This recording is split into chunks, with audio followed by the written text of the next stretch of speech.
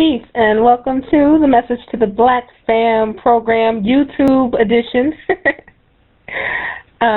Of course, you already know this is Angela Freeman, and I just had a few minutes to spare, so I thought that I would talk about something that's been on my mind for the last week or so. Also, it's right in line with the God's Gift series because the next logical topic would have been talking about raising children, which is discussed in the book.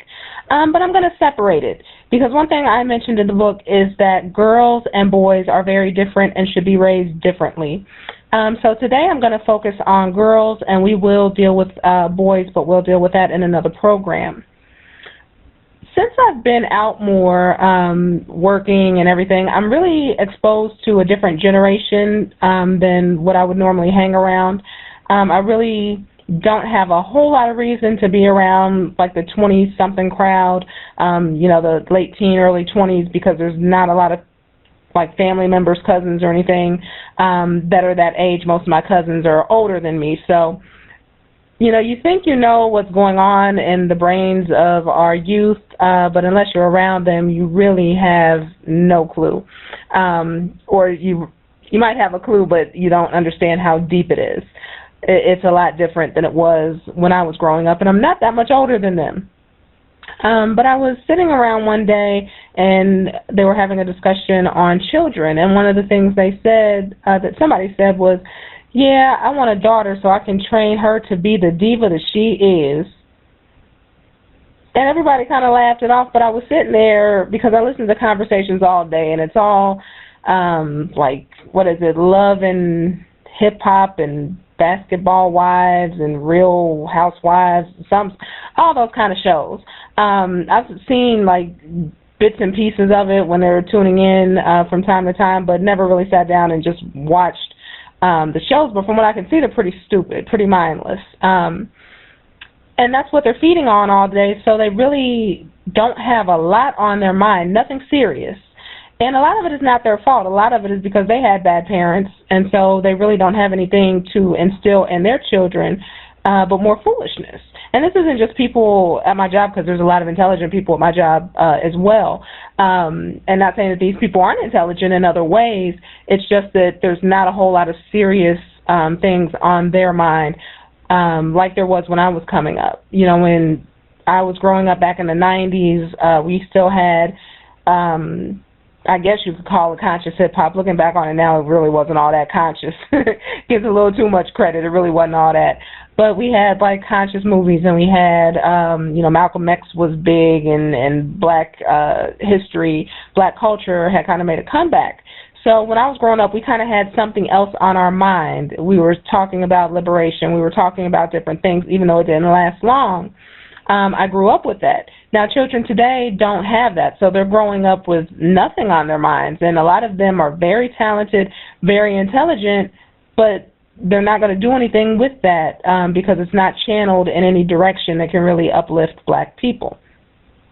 So I just wanted to talk about a couple things that I think that we need to do in order to raise a better generation of girls, to be better than we are and better than some of the children that we've produced so far, because we just have not put a lot into them. We've let the television raise them, and we see the end result. We're not getting anywhere.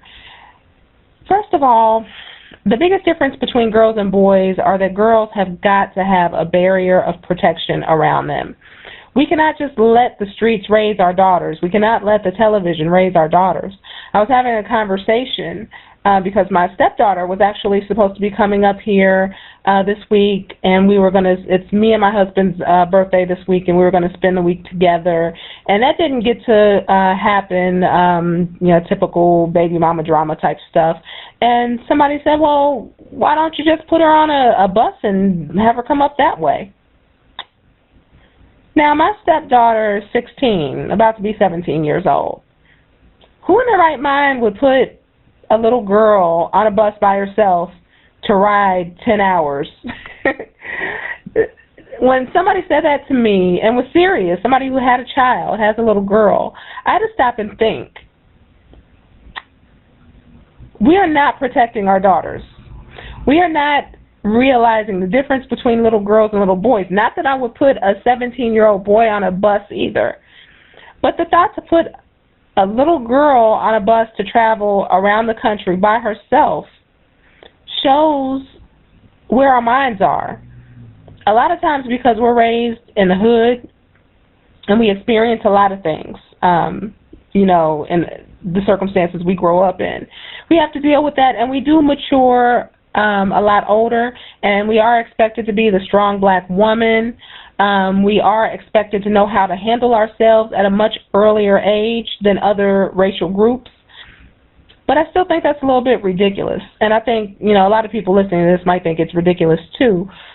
Not that everybody would think that. That's just kind of extreme to me. But that is kind of a measure of where our heads are when it comes to dealing with children. And that is why most black women, myself included, are fairly dysfunctional at times. I mean, we're doing our best to get over it and become normally functioning people, but we don't function the same as any other cultural group of women, not even other black women from different countries, because they're intelligent enough to know to protect their daughters, and we don't. And most of us have been raised without protection, which has left us vulnerable to a lot of things that affect our personalities, how we relate to each other, our ability to have a family, our ability to live in peace within our homes. This is why a lot of us are so miserable and so dysfunctional now, because we were not protected when we were growing up. So for a little girl, it's essential that you have a barrier of protection around her. Little girls should not be allowed to witness degeneracy.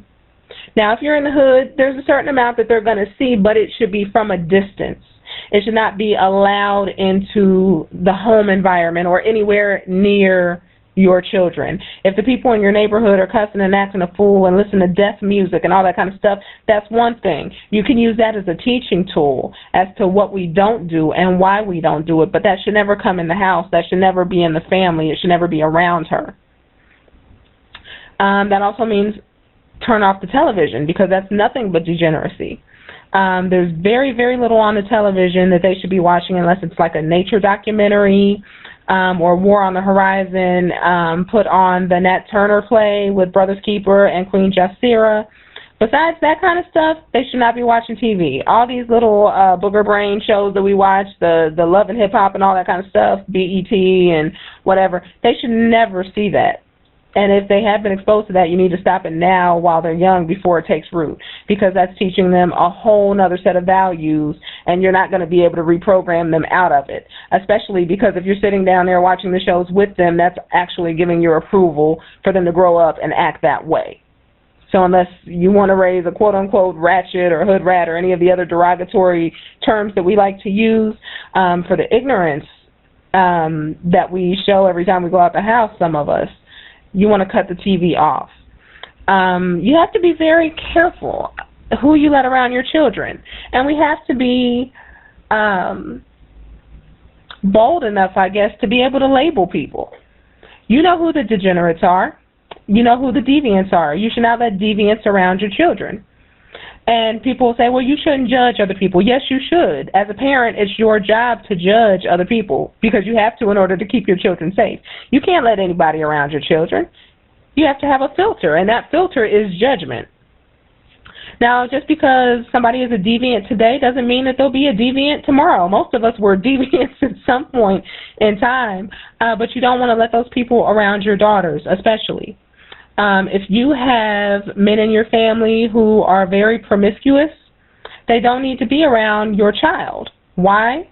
Because that is the image that your daughter is getting of men. I remember when I was growing up, most of the men in my family were very promiscuous. That's just like a thing in my family. Until they get old and it's out of their system, men are pretty much off the hook. So I grew up with that being my opinion of how men were, and it was just like, okay, well, this is just how men are. You might as well accept it, because everybody around me was like that. And even though all those men were telling me, when you grow up, you want a man like this, and giving me all these characteristics to look for, none of them displayed that. So while they were telling me to settle down with a certain type of man, I didn't think that type of man really existed. I sure didn't see it from them. And, this isn't bashing them or anything like that, because they're all great people. But just that side of their personality did not help me to develop a healthy expectation of relationships. And that's something that I had to work on in my early adulthood to be able to establish now, because I really didn't think that kind of man existed. I just didn't see it. And it also works for promiscuous women. A lot of these low self-esteem women that you have, a lot of them are your friends, your girlfriends, your cousins, your sisters. They don't need to be around your children, and they'll probably get very offended. But you're teaching your daughter that it's okay to not be moral and to not respect yourself and to give yourself to any man who will have you. If you have those kind of men around, or those kind of women around, you cannot have loose women, low self-esteem women around your daughter and think that she's going to grow up to have high self-esteem and values. Not going to happen.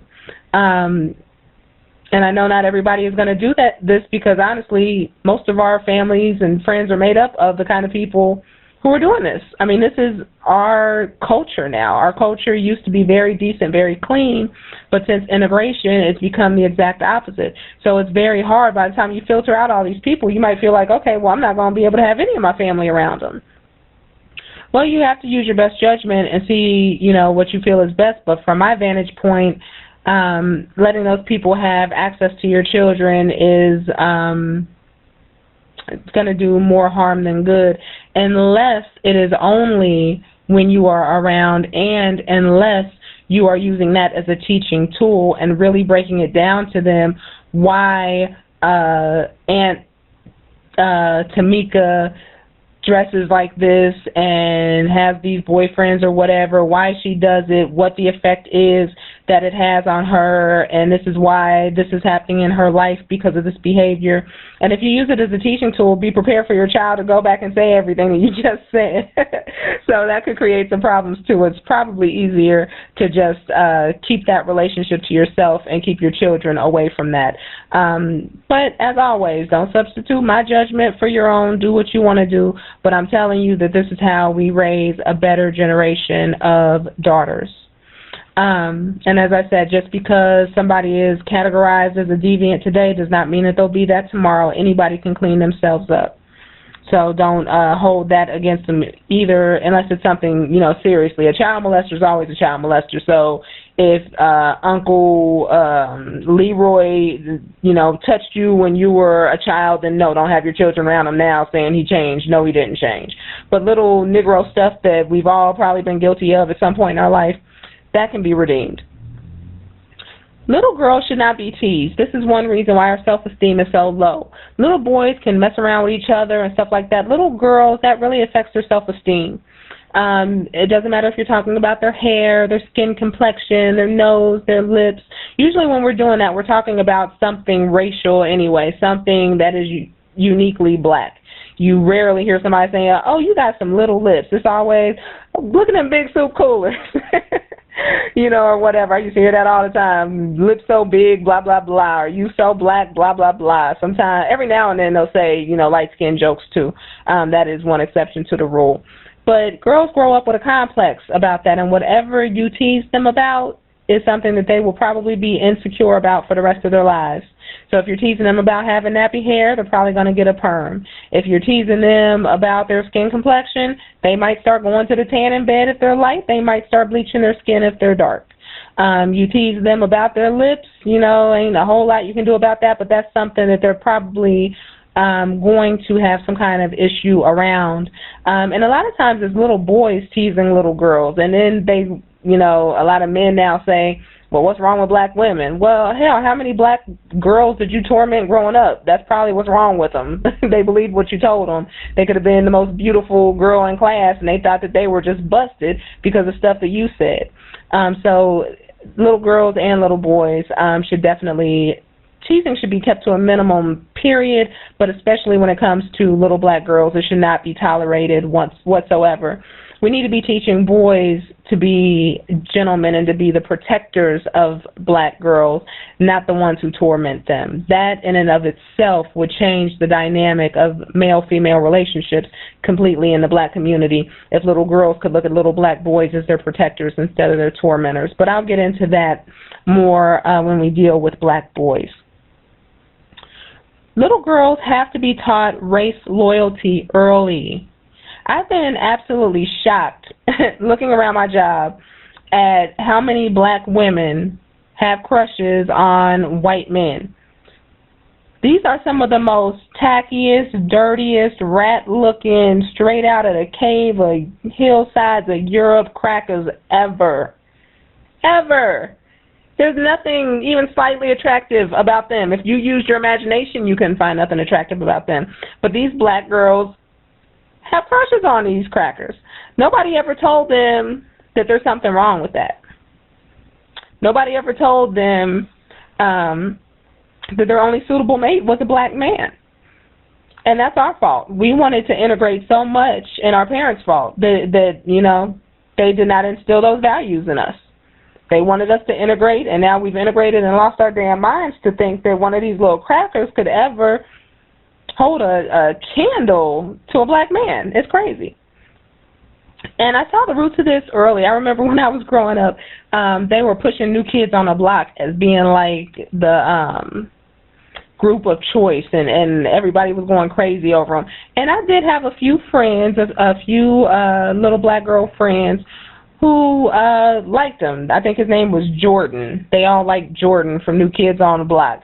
And I told him back then, I was like, shoot, I don't know what you're talking about. He looked like a fag to me. I like New Edition. Y'all can have New Kids on the Block. Because they would go into the little corner store and they had little New Kids on the Block training cards and they'd steal them and whatever. And I was like, look, I'm cool on that. Give me New Edition. So it's something that's been creeping up for a long time, and I never really understood it because I've never seen anything really attractive in them specifically. I mean, they're like, I'm not even going there. You already know how I feel. But it's worse now. It's a lot worse now. These are grown women who can reason and who are professional and can pick any man that they want to, and they're having crushes on white men. Totally unacceptable. Now, I will say, not in their defense, because there is no defense, but it would be nice if we had some heterosexual black men out there to choose from. That might be part of the problem. I mean, when every black man you look at look like a fag, that kind of might lower your standards a little bit. So black men, we need y'all to be men so we have something to choose from. But we have to teach our girls to have some race loyalty. The way it is with a lot of our men, they are cooning. They're already into interracial relationships. They're into homosexuality. They're, you know, acting effeminate even if they are heterosexual to get ahead. So most of our men have sold out. They're coons. We're the last line of defense. We need to do better. Women, we are the last line of defense. We've held in there. You know, when we saw our men start, you know, dating interracially a lot, we were like the last ones to do that for the most part. You know, majority of black women for a long time would not look at a white man.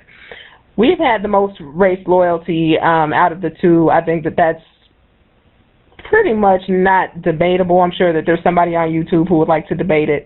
But just keep that in mind. We're the last line of defense. When we start to go that way and we start to be sellouts and coons and cracker lovers, it's pretty much a wrap because we're raising the children. And that's why, like I said, this younger generation is so messed up because they haven't had parents to teach them this. There was a time when you couldn't bring a white man home. You would be ridiculed because they knew our history and they knew that it just wasn't right. And now it's acceptable. And so this is what's going on, and it's genocide. Girls need to have a black standard of beauty early on. This goes along with not teasing them. There should be nothing to tease them about because if our standard of beauty is black, then how are you going to tease somebody for having dark skin, or how are you going to tease somebody for having big lips or a big nose if that's our standard of beauty anyway? If we value how we look, and we don't feel like we need somebody else's hair, we don't feel like we need somebody else's features, you know, that would be much more healthy. Now, along with that, we have to make sure that our standards are healthy, because our standard of beauty can't be obesity. And I usually don't touch on it a whole lot, but I'm going to, because thick is not obese. Thick just means we have curves. Black women naturally have bigger breasts, bigger hips, bigger behinds than most other races. That's where your thickness is. Your thickness ain't all up in your waist and your stomach. That's not thick. So we want to be healthy at the same time. We want to value all shades. You know, healthy, glowing skin should be our standard of beauty, but if it has to go in one direction or the other, then we should err on the side of the darker skin, because that is the epitome of blackness. That's what makes you black, recognizably black, is the skin color, the kinky hair, the larger features. So we love it all. We don't discriminate against anything, but if that's our standard of beauty, there won't be anything to tease anyway. We have to teach girls to value their bodies. And that's very hard, because most of us do not value our bodies. Mom, if they see you sleeping around with different men all the time, that's going to affect them, because a large part of your self-esteem comes from your parents and how you see them. It's very hard for a child to have high self-esteem when they know their mother is a hoe. And that might hurt. That might sting a little bit, but it's true. How can you hold your head up if your mother's a hoe? The only way you can do that is because now everybody's a hoe, so it kind of blends in. But, I mean, really think about that. And a lot of times it's bad because we don't expect our daughters to value their bodies anymore. A lot of times a child won't even want to have sex, but they almost feel obligated to have sex because their mom wants to put them on birth control, their school's giving them sex education. Everybody is expecting them to have sex. So even though they might not want to, they feel like, if I don't do this, I'm going to be weird. I mean, it used to be back when I was growing up, you'd be afraid to tell your parents that you were having sex. Now you feel awkward to tell them that you're not having sex. It's crazy. So first, Mom, before anything, you need to respect your body. You need to have some high standards and stop sleeping around, and then we can hold our daughters to those standards. But we can't hold our daughters to those standards if we're not living up to it, and of course we can't hold them to those standards if we are expecting the worst from them. Let's see, I'm trying to think of what else I've been thinking about this week. Girls should understand their body. A lot of girls don't understand their bodies and how it works. I hear a lot of people making jokes, and it shows how crazy it is. They'll joke about urinating out of the vaginal canal. You don't urinate out of your vagina. You don't. That's not how it works. But I didn't realize how many people don't know that. Like, so along with teaching them to value their bodies, you have to teach them about their bodies. How does it work? How does pregnancy happen? And in order to teach this, you got to know it. I'm starting to think that a lot of people my age don't even understand this stuff, which is shocking to me, because when I was coming up, sex education was big in school, and that wasn't a class to fail. That was like the easy A class. So if you need a refresher, then take a refresher, but you need to understand how the female body works and then teach them that. And while you're teaching them that, teach them hygiene. I go into hygiene in depth in God's Gift, how to be a good black woman to a strong black man, so I'm not going to go into that now. But if you need some health and hygiene tips, if you feel like you're not as fresh as you should be, if you have some different issues going on, then I do get into hygiene, both external and internal, and some things that you can do to be fresh and clean. Because I know a lot of women suffer from those kind of issues, and they're too embarrassed to really talk to anybody about it. So if you have not got the book and that's an issue for you, I would definitely recommend getting the book. We need to teach our daughters charm, feminine charm. This is something that's been lost for a long time now. Back in the day, crackers used to send their children to charm school to learn etiquette and things like that. We didn't really have to do that. That's something that we knew. We knew how to be polite. You better be polite or somebody was going to catch a beat down. We didn't have to go to school for that, you know. Catching a couple backhands and getting your eye dotted a couple times was enough to teach you how to act. But we don't know etiquette anymore. Women don't realize now that you don't have to speak loudly to be heard. We speak so loudly because we don't feel like we're heard. This is about as loud as I usually talk, unless now if I get heated, I do yell on occasion. I ain't going to front. But yelling actually hurts my throat because I don't do it that often. This is about as loud as I speak, and I'm probably speaking a little bit louder than I normally do just to make sure that it's recorded well. But you shouldn't be hollering and screaming. You shouldn't be on public transportation all loud and walking down the streets loud. Everybody doesn't need to hear your conversation. A lot of us do that just for attention. We do a lot of things just for attention, and it's not a good look. So we need to lower our voice. We need to learn how to be more graceful.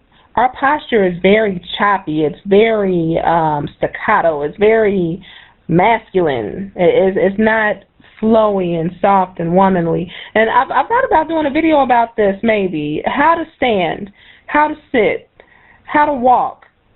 Because sometimes, I mean, a lot of us really don't know how to walk and act like a woman. The way we pose for pictures sometimes it can be horrible. Like every picture looks like a club picture, like a club pose. You ain't got to do that.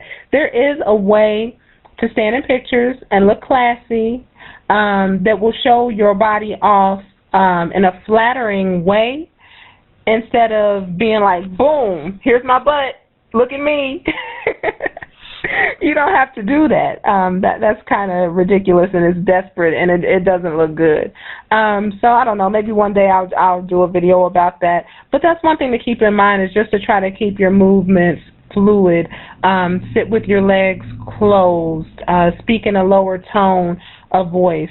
And not with an attitude. Put some sugar in your voice. Make yourself sound sweet sometimes. Smile when you talk.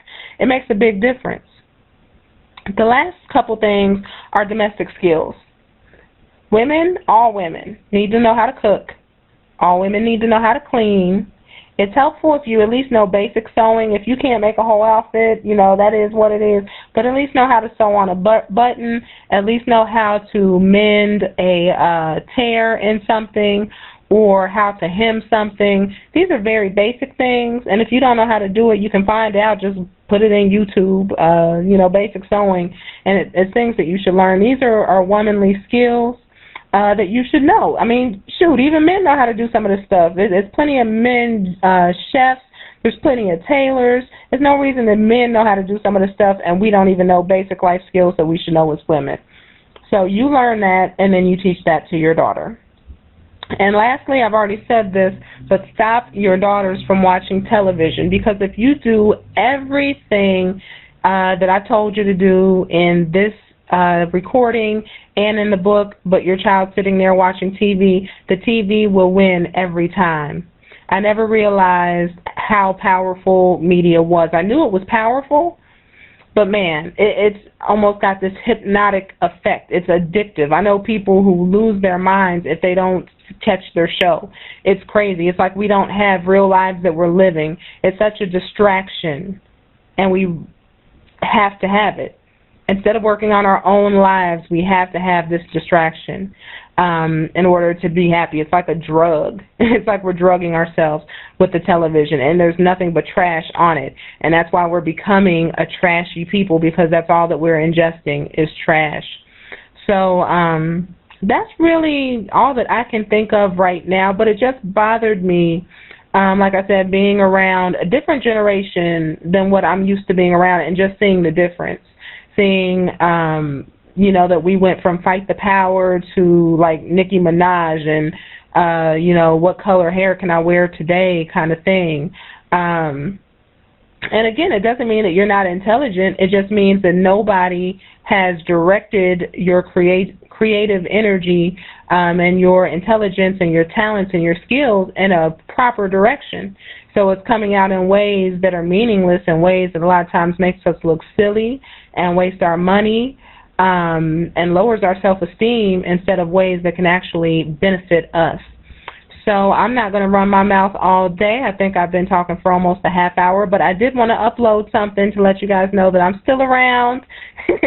I've been thinking about you, and stay tuned, or keep checking back, because I do want to do one on boys too. Raising boys is completely different, and we are failing them just as much as we are failing our daughters, if not much more. So check back in the next week or two, and we will get that one taken care of too. See you then. Peace.